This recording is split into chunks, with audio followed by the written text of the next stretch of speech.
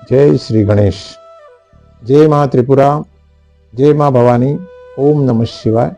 भगवान कार्तिकेय को नमन। आज हम करवा चौथ व्रत 10 अक्टूबर को शुक्रवार को यह त्योहार मनाया जाने वाला है। कार्तिक कृष्ण को चतुर्थी तिथि को यह व्रत किया जाता है। जो सुहागन स्त्रियां अपने पति की मंगल कामना के लिए, अपने पति की दीर्घायु के लिए, अपने परिवार की सुख और समृद्धि के लिए, साथ ही अपने जीवन में नव दाम्पत्य को सुरक्षित रखने, एक मनोवैज्ञानिक रूप से जीवन में सुंदर भावना बनती है। इस करवा चौथ के व्रत को करने पर पति और पत्नी के बीच स्नेह बढ़ता है। तो ऐसे व्रत के विषय में हम विस्तृत चर्चा करेंगे। आपने हमारे चैनल को लाइक एवं सब्सक्राइब नहीं किया है तो ज़रूर कर लें। इसी प्रकार के सभी व्रत और त्योहारों के अलावा विविध प्रकार की सांस्कृतिक, आध्यात्मिक, ज्योतिषीय जानकारी समय समय पर आपको मिलती रहेगी। तो हम चलते हैं करवा चौथ के व्रत के विषय में चर्चा करने के लिए। करवा चौथ व्रत करने के लिए माताएं और बहनें, सुहागन स्त्रियां अपने जैसे ही सूर्योदय से पूर्व जागने के बाद में एक संकल्प करती है, जिस संकल्प में यह निश्चित किया जाता है कि आज वो बिल्कुल निराहार, निर्जल व्रत करने वाली है। और इस प्रकार का यह व्रत संपूर्ण दिन करते हुए रात्रि को चंद्र दर्शन के बाद में उसका पारण करेगी। तो कैसे करना है उसको संक्षिप्त रूप से मैं आपको बताऊंगा। वैसे जिन्होंने पूर्व में किया है वे अच्छी तरह से जानते हैं, परंतु नव दंपत्ति या वे माताएं जो नव प्रणया है उनको कैसे करना है उस विषय में थोड़ा सा मैं आपको बताने का प्रयास करूंगा। सर्वप्रथम जैसे ही आपने सुबह में संकल्प किया, संकल्प में आप भगवान को, सूर्यदेव को एक लोटे जल का अर्घ देने के पश्चात में भगवान शिव और शक्ति माता पार्वती का यह व्रत है। करवा माता यानी कि वह पार्वती ही है। साथ में इस व्रत में भगवान गणेश जी और कार्तिकेय की भी स्मरण और पूजा की जाती। तो आप सर्वप्रथम एक चौकी ले, बाजरोट लें, जिस पर लाल वस्त्र बिछा दें।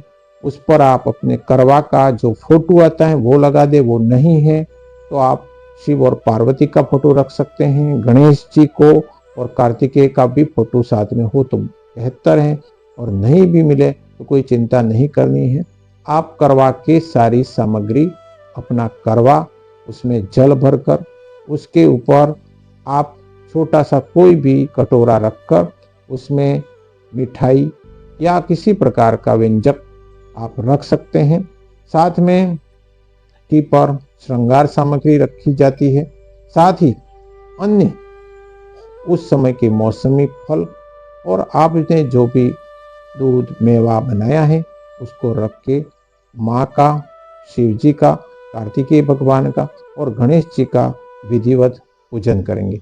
इस पूजन का जो समय रहेगा वह प्रातःकालीन वेला में जो मुहूर्त रहेंगे वह 7:59 से 9:27 यानी मोटे तौर पर 8 बजे से 9:30 बजे तक लाभ चौगड़िया रहेगा। दूसरा जो मुहूर्त है वो अमृत है, वो 9:30 से 10:54 यानी लगभग मोटे स्तर पर बात करें तो 11 बजे तक। तो 8 से 11 बजे के बीच में लाभ और अमृत, इन दोनों चौगड़िए में प्रातःकालीन वेला में आप चौकी लगाकर, बाजरोट लगाकर अपनी पूजा संपन्न करेंगे। प्रातःकालीन पूजा में आप निश्चित रूप से मंगल मंत्र को अधिक से अधिक बोलें या एक माला जप करेंगे तो बहुत अच्छा रहेगा। ओम सर्वमंगल मांगल्ये शिवे सर्वार्थ साधिके शरणे त्र्यंबके गौरी नारायणी नमोस्तुते। तो इस मंत्र को आप 11 बार, 21 बार या एक माला पूरी करें और आरती करें। इस तरह से प्रातःकालीन वेला का आप लगभग 10:30 11 बजे तक इन दो चौकड़ियों में लाभ और अमृत में पूजा करें। अगर नहीं हो सके पूरी और आपके पास समय नहीं रहा तो 12-22 से 1:50 के दौरान भी शुभ चौगड़िया है, उसमें भी आप पूजा कर सकते हैं। इस दिन माता बहनों को, नव प्रणेताओं को ये ध्यान रखना है कि आपके वस्त्र काले और सफेद नहीं हो, भूरा रंग का भी वस्त्र नहीं पहने, क्योंकि हम इस दिन चंद्रदेव की पूजा करते हैं, इसलिए काले वस्त्र अशुभ संकेत देते हैं। भूरा रंग है वो राहु और केतु को दर्शाता है, इसलिए चंद्रमा के विपरीत तत्व जो हैं, विपरीत ग्रह हैं, उनका जो रंग है वैसे कपड़े हमें नहीं पहनने। तो हमें कैसे कपड़े पहन सकते हैं? आप लाल, पीला, गुलाबी, उसके अलावा आप मेहरून कलर का भी कपड़ा पहन सकते हैं।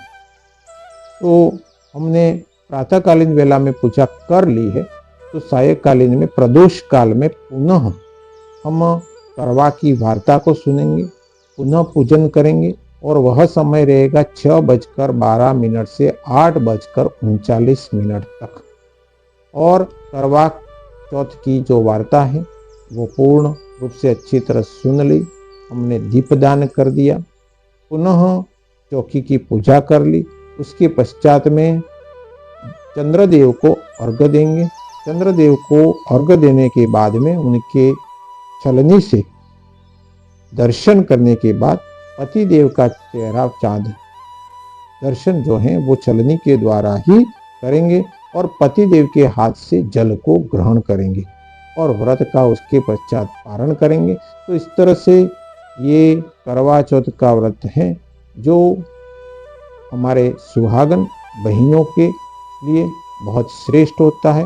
उसकी वार्ता भी होती है, जिसको सुनने के बाद में किया जाता है, पारणा किया जाता है। तो निश्चित रूप से इस तरीके से मैंने जो समय बताया है उसके आधार पर आप इस व्रत को करेंगे। धन्यवाद।